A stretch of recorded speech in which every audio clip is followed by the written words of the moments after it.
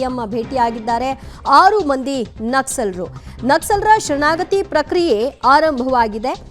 ಮುಖ್ಯಮಂತ್ರಿಗಳು ಅವರಿಗೆಲ್ಲ ಒಂದು ಅವಕಾಶವನ್ನು ಕೊಟ್ಟಿದ್ರು. ಅದರಂತೆ ಈಗ ಅವರ ಮುಂದೆ ಹಾಜರಾಗಿದ್ದಾರೆ. ನಕ್ಸಲರ ಜೊತೆಗೆ ಸಿಎಂ ಸಿದ್ದರಾಮಯ್ಯನವರು ಮಾತುಕತೆ ನಡೆಸ್ತಾ ಇದ್ದಾರೆ.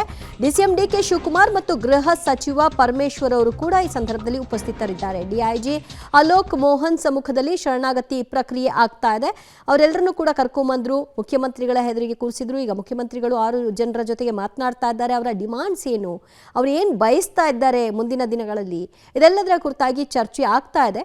ಅವರ ಎಕ್ಸ್ಪೆಕ್ಟೇಷನ್ಸ್ ವಿಷಯವಾಗಿ ಈಗಾಗಲೇ ಚರ್ಚೆಯಾಗಿ ಅವೆಲ್ಲಕ್ಕೂ ಕೂಡ ಒಪ್ಪಿಗೆಯನ್ನು ಸೂಚಿಸಿದ್ದಾರೆ ಅಂತ ಹೇಳಲಾಗ್ತಾ ಇದೆ. ಕೆಲ ಅಸಮಾಧಾನಗಳು ಕೂಡ ಇದೆ. ಅದಕ್ಕೇನು ಹೇಳ್ತಾರೆ ಸಿಎಂ ನೋಡಬೇಕು. ಈ ಬಗ್ಗೆ ಇನ್ನಷ್ಟು ಡೀಟೇಲ್ಸ್ ಕೊಡ್ತಾರೆ ನಮ್ಮ ಪ್ರತಿನಿಧಿ ಶ್ರೀನಿವಾಸ. ಈಗ ಏನು ಆಗಬೇಕು, ಏನು ಬಯಸ್ತಾ ಇದ್ದಾರೆ ಶರಣಾಗತಿ ಆಗ್ತಾ ಇರುವಂತಹ ಈ ನಕ್ಸಲರು ಅನ್ನೋ ವಿಷಯವಾಗಿ ಮಾತುಕತೆಗಳು ಮುಕ್ತಾಯವಾಗಿದೆಯಾ, ಅಥವಾ ಈಗ ಮುಖ್ಯಮಂತ್ರಿಗಳ ಮುಂದೆ ಆ ಕುರಿತಾದ ಮಾತುಕತೆಗಳು ಆಗತ್ತಾ, ಹೇಗೆ? ದಿವ್ಯಾ, ಈಗ ಏನು ನಕ್ಸಲರು ಗೃಹ ಕಚೇರಿಗೆ ಕೃಷ್ಣಾಗೆ ಆಗಮಿಸಿದರೆ ಈಗ ಮಾತುಕತೆಗಳು ಪ್ರಾರಂಭವಾಗುವಂತದ್ದು. ಯಾಕಂದ್ರೆ ಈಗಾಗಲೇ ನಕ್ಸಲರು ಮುಖ್ಯವಾಹಿನಿಗೆ ಬರಬೇಕಾದ್ರೆ ಏನೇನು ತಮ್ಮ ಬೇಡಿಕೆಗಳು ಅನ್ನುವಂಥದ್ದನ್ನ ಸ್ಪಷ್ಟವಾಗಿ ಹೇಳಿದ್ದಾರೆ.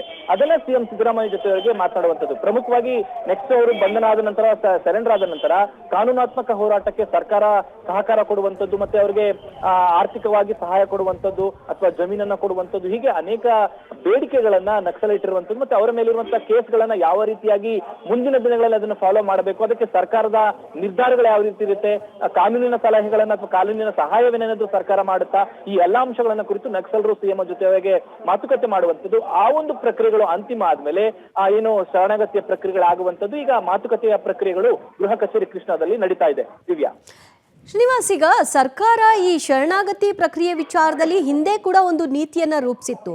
ಈಗ ಆ ನೀತಿಯೇ ಇಲ್ಲಿ ಜಾರಿ ಆಗುತ್ತಾ, ಅಥವಾ ಅದನ್ನ ಇನ್ನೊಂದು ಸ್ವಲ್ಪ ಸರಳೀಕರಣ ಮಾಡಬೇಕು ಅನ್ನುವಂತಹ ಡಿಮಾಂಡ್ಸ್ ಏನಿತ್ತು ಅದು ಆಗುತ್ತಾ? ದಿವ್ಯಾ, ಕಾನೂನಾತ್ಮಕವಾಗಿ ಯಾವೆಲ್ಲ ಅಂಶಗಳಿದ್ದಾವೆ, ಯಾಕೆಂತಂದ್ರೆ ಈ ಹಿಂದೆನೂ ಕೂಡ ಅನೇಕ ಜನರು ನಕ್ಸಲರು ಶರಣಾಗಿದ್ರು. ಅವ್ರಿಗೆ ಸರ್ಕಾರದಿಂದ ಒಂದಿಷ್ಟು ಪ್ಯಾಕೇಜ್ ರೀತಿಯಲ್ಲಿ ಘೋಷಣೆ ಮಾಡಲಾಗಿತ್ತು. ಅದೇ ಪ್ರಕ್ರಿಯೆಗಳು ಕೂಡ ಇವ್ರಿಗೂ ಕೂಡ ನಡೆಯುತ್ತೆ ಅನ್ನುವಂಥದ್ದು. ಹೊಸದಾಗಿ ಏನಾದ್ರು ರೂಲ್ಸ್ ನಲ್ಲಿ ಚೇಂಜ್ ಮಾಡ್ಬೇಕಾದ್ರೆ ಅದಕ್ಕೆ ಒಂದಿಷ್ಟು ಕಾನೂನುಗಳನ್ನ ಬದಲಾವಣೆ ಮಾಡ್ಬೇಕಾಗತ್ತೆ. ಅದಕ್ಕೆ ಸರ್ಕಾರ ಅಥವಾ ಸಿಎಂ ಸಿದ್ದರಾಮಯ್ಯನವರು ಒಪ್ತಾರ ಅನ್ನುವಂಥದ್ದು ಗೊತ್ತಿಲ್ಲ. ಯಾಕಂದ್ರೆ ಕಾನೂನು ಇಲಾಖೆಯ ಸಲಹೆಗಳನ್ನ ಪಡೆದುಕೊಳ್ಬೇಕಾಗುತ್ತೆ. ಈಗ ನಕ್ಸಲರು ಶರಣಾಗತಿ ಆದ್ರೆ ಯಾವೆಲ್ಲ ಪ್ಯಾಕೇಜ್ಗಳಿದೆ, ಸರ್ಕಾರದಿಂದ ಯಾವೆಲ್ಲ ಸೌಲಭ್ಯಗಳಿದೋ ಅದನ್ನ ಕೊಡುವಂತಹ ಮಾತುಗಳನ್ನ ಸರ್ಕಾರ ಒಪ್ಪಿಕೊಳ್ಳುವಂತಹ ಸಾಧ್ಯತೆ ಇದೆ. ಮುಂದುವರೆದ ಅವರ ಡಿಮ್ಯಾಂಡ್ಗಳೇನು, ನಕ್ಸಲರ ಡಿಮ್ಯಾಂಡ್ಗಳೇನಿದೆ, ಹೆಚ್ಚುವರಿಯಾಗಿ ಡಿಮ್ಯಾಂಡ್ಗಳೇನಿದೆ, ಅದನ್ನ ಕಾನೂನು ತಜ್ಞರ ಜೊತೆ ಚರ್ಚೆ ಮಾಡಿ ಮುಂದಿನ ದಿನಗಳಲ್ಲಿ ಆ ಬಗ್ಗೆ ನಿರ್ಧಾರ ತೆಗೆದುಕೊಳ್ಳುವಂತಹ ಮಾತುಕತೆಗಳನ್ನ ಸಿಎಂ ಆಡಬಹುದು. ಈಗಾಗಲೇ ನಾನು ಈಗ ಹೇಳಿದಾಗೆ ಅನೇಕ ಪ್ರಕ್ರಿಯೆಗಳಿದ್ದಾವೆ.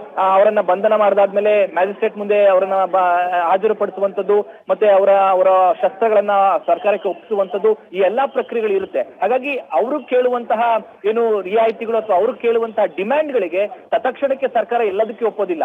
ಯಾವುದು ಕಾನೂನಿನ ಅಡಿಯಲ್ಲಿ ಬರುತ್ತೋ, ಈಗ ಸದ್ಯಕ್ಕೆ ಯಾವುದು ಕಾನೂನಿನಲ್ಲಿದೆಯೋ ಅದನ್ನ ಬಹುಶಃ ಸರ್ಕಾರ ಒಪ್ಪುವಂತಹ ಸಾಧ್ಯತೆ ಇದೆ. ದಿವ್ಯಾ, 6 ಮಂದಿ ಶರಣಾಗತಿಗಾಗಿ ಮುಖ್ಯಮಂತ್ರಿಗಳ ಮುಂದೆ ಹಾಜರಾಗಿದ್ದಾರೆ. ಮುಖ್ಯಮಂತ್ರಿಗಳು 6 ಮಂದಿ ನಕ್ಸಲರ ಜೊತೆಗೂ ಕೂಡ ಮಾತುಕತೆಯಲ್ಲಿ ತೊಡಗಿಕೊಂಡಿದ್ದಾರೆ. ಹಲವಾರು ಬೇಡಿಕೆಗಳನ್ನ ಈ ಸಂದರ್ಭದಲ್ಲಿ ನಕ್ಸಲರು ಮುಖ್ಯಮಂತ್ರಿಗಳ ಮುಂದೆ ಇಡ್ತಾ ಇದ್ದಾರೆ. ಈಗಾಗಲೇ ಕೆಲ ನೀತಿಗಳನ್ನ ಸರ್ಕಾರ ರೂಪಿಸಿದೆ, ಅದರ ಸರಳೀಕರಣ ಆಗಬೇಕು, ತಮ್ಮ ಮೇಲಿರುವಂತಹ ಕೇಸ್ಗಳನ್ನ ವಾಪಸ್ ಪಡಿಬೇಕು ಅನ್ನುವಂತಹ ಡಿಮಾಂಡ್ಸ್ ಕೂಡ ಇದೆ.